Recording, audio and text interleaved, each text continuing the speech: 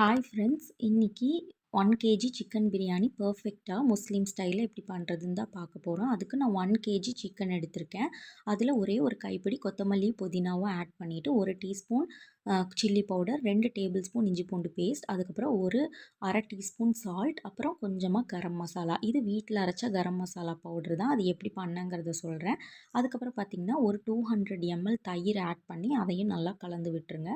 இப்போ இதை ஒரு 20லேருந்து 25 மினிட்ஸ் நல்லா ஊற வைக்கணும். இப்படி பண்ணுறப்போ பிரியாணியோட டேஸ்ட் ரொம்ப நல்லாயிருக்கும். முக்கியமாக சிக்கனில் உப்பு, காரம், புளிப்பு எல்லாமே நல்லா இறங்கி சாப்பிட்றதுக்கு நல்லாயிருக்கும்.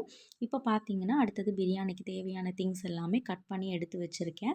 வெங்காயம் ஒரு 4-5 மீடியம் சைஸ் பெரிய வெங்காயம் கட் பண்ணியிருக்கேன் நீட்ட வாக்கில். அப்புறம் கொத்தமல்லி, புதினா ஒரு 2 கைப்பிடி, ஒரு லெமன், அப்புறம் ஒரு 4 பழுத்த தக்காளி, ஒரு 5-6 பச்சை மிளகா எடுத்திருக்கேன். இது பார்த்திங்கன்னா 150 கிராம் பூண்டு, 75 கிராம் இஞ்சி, 200 கிராம் சின்ன வெங்காயம் இதெல்லாம் சேர்த்து அரைச்சி வச்சுருக்கேன். இப்போ பார்த்திங்கன்னா இது கரம் மசாலா. இதில் வந்து பட்டை, கிராம்பு, ஏலக்காய் மட்டும்தான் ஆட் பண்ணியிருக்கேன். எல்லாத்துலேயுமே வந்து ஒரு 2 to 3 கிராம்ஸ் ஆட் பண்ணியிருக்கேன். இப்போ கொஞ்சமாக ஹோல் கரம் மசாலா ஸ்பைசஸ் நம்ம தாளிக்கிறதுக்காக எடுத்திருக்கோம். இப்போ பிரியாணி தாளிக்க போகிறோம். அதுக்கு பார்த்திங்கன்னா நான் 1 கேஜி குக்கர் எடுத்திருக்கேன். அதாவது 5 லிட்டர் குக்கரில் நம்ம 1 கேஜிலேருந்து 1 1/2 கேஜி வரைக்கும் நம்ம ப்ரிப்பேர் பண்ணலாம். அதுதான் நான் எடுத்திருக்கேன். இப்போ பார்த்திங்கன்னா ஒரு 200 ml எண்ணெய் ஊற்றிட்டு ஒரு 2லேருந்து 3 டீஸ்பூன் நெய் வந்து ஆட் பண்ணியிருக்கேன். ஃபஸ்ட்டே நெய் ஆட் பண்ணும்போது ரொம்ப டேஸ்ட்டாக இருக்கும். ஸ்மெல்லு வந்து நல்லாயிருக்கும். ஃபைனலாக ஆட் பண்ணிங்கன்னா ஒரு மாதிரி பச்சை வாசனை அடிக்கும். இப்போ பார்த்திங்கன்னா ஒரு 2லேருந்து 3 துண்டு பட்டை, ஒரு 2, 3 கிராம்பு, 2 ஏலக்காய் மட்டும் சும்மா வாசத்துக்காக ஆட் பண்ணிவிட்டு இப்போ நல்லா பொரிஞ்சதுமே நம்ம கட் பண்ணி வச்சுருக்கிற வெங்காயம், கொஞ்சமாக கொத்தமல்லி, புதினா ஒரு கைப்பிடி ஆட் பண்ணி நல்லா வதக்கணும். வெங்காயம் வந்து பிரியாணி பொறுத்த வரைக்கும் எந்த அளவுக்கு வதங்குதோ அந்தளவுக்கு டேஸ்ட் ரொம்ப நல்லாயிருக்கும். நம்ம எப்போவுமே வெங்காயத்தை வந்து முன்னாடியே போட்டுறக்கூடாது. முதல்ல பொரிய விட்டுட்டு பட்டை, கிராம்பு, ஏலக்காவை பொரிய விட்டுட்டு தான் போடணும். இதுவும் ஒரு நல்ல டிப் தான். ஃபாலோ பண்ணி பாருங்கள். இப்போ பார்த்தீங்கன்னா ஒரு ஒரு அரை டேபிள் ஸ்பூன் வந்து உப்பு ஆட் பண்ணி வதக்குறேன். ஏன்னா ஆனியன் சீக்கிரமாக வதங்கிடும் இப்படி பண்ணுறப்போ. இது பார்த்திங்கன்னா இப்போ தான் ஒரு கோல்டன் ப்ரௌன் ஷேடில் வந்திருக்கு. இது வந்து இன்னும் நல்லா வதங்கணும். இந்த ஸ்டேஜில் பார்த்திங்கன்னா ஒரு 7, 8 பச்சை மிளகா ஆட் பண்ணுறேன். இது வந்து காரம் இருக்காது, அதனால் இந்த அளவுக்கு நான் ஆட் பண்ணிக்கிறேன்.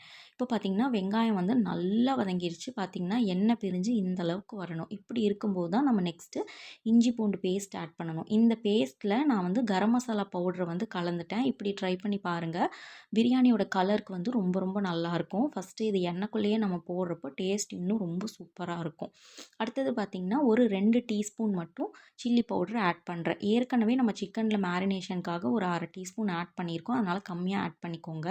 இப்போ பார்த்திங்கன்னா ஒரு 4 பழுத்த தக்காளி கட் பண்ணி வச்சுருந்தோம் இல்லையா, அதுவும் மிச்சம் இருக்கிற கொத்தமல்லி, புதினாவையும் ஆட் பண்ணி நல்லா வதக்கணும். இது வந்து எண்ணெய் பிரிஞ்சு தக்காளியெல்லாம் நல்லா குழஞ்சு வதங்கணும். பார்த்திங்கன்னா தெரியும். இந்த அளவுக்கு நல்லா பேஸ்ட் மாதிரி எல்லாம் வதங்கினதுக்கப்புறமேட்டு நாம் மேரினேட் பண்ணி வச்சுருந்த சிக்கனை ஆட் பண்ணியிருக்கலாம்.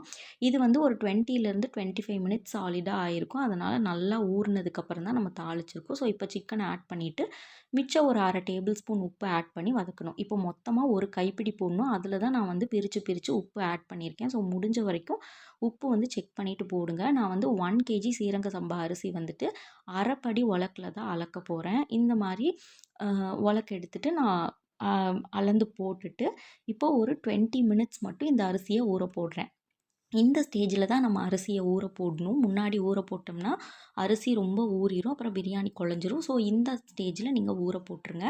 இப்போ பார்த்தீங்கன்னா சூப்பராக வெந்துருச்சு. ஒரு 20 மினிட்ஸ் கழித்து பார்த்தீங்கன்னா சிக்கன் நல்லா வெந்துருச்சு. இந்த டைமில் பாருங்கள் எண்ணெயெல்லாம் பிரிஞ்சிருச்சு. இப்போ வந்து நாம் இந்த 1 கேஜி சீரக சம்பா அரிசிக்கு வந்து பார்த்திங்கன்னா 1 1/2 லிட்டர் நம்ம தண்ணி வந்து ஊற்றணும்.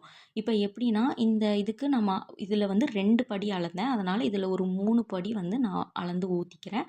இப்போ பார்த்திங்கன்னா 3 படி அளந்து ஊற்றுறப்போ ஒரு உலக்குக்கு 1 1/2 உலக்கு கணக்கு வச்சு நான் ஊற்றிருக்கேன். இப்போது எண்ணெயெல்லாம் நவட்டிட்டு நம்ம உப்பு காரம் செக் பண்ணிவிட்டு ஒரு அரை லெமன் மட்டும் புழிஞ்சு விட்டுருக்கேன். ஏன்னா கொஞ்சம் புளிப்பு பத்தலை. இப்போ பார்த்திங்கன்னா நல்லா கொதிச்சிருச்சு. இந்த ஸ்டேஜில் நம்ம பிரியாணிக்கு அரிசி ஊற வச்சுருந்தோம் இல்லையா, அதை நம்ம ஆட் பண்ணிவிட்டு ரொம்ப ஜென்டிலாக கிளறி விடணும். ரொம்ப கிளறி விட்டிங்கன்னா அரிசியெல்லாம் உடஞ்சிரும், அப்புறம் சாப்பாடு குழஞ்சிரும், டேஸ்ட் அந்தளவுக்கு நல்லா இருக்காது. ஸோ முடிஞ்ச வரைக்கும் லைட்டாக ஜென்டிலாக கிளறி விட்டுருங்க. இப்போ பார்த்தீங்கன்னா ஒரு ஹாஃப் குக்குடு ஆயிடுச்சு.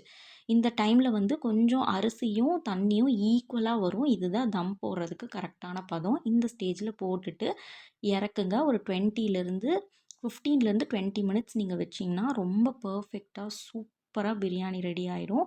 வீட்டில் கண்டிப்பாக ட்ரை பண்ணி பாருங்கள். வீடியோ பிடிச்சிருந்தா லைக் பண்ணுங்கள், ஷேர் பண்ணுங்கள், கமெண்ட் பண்ணுங்கள், சப்ஸ்கிரைப் பண்ணுங்கள். பாய்.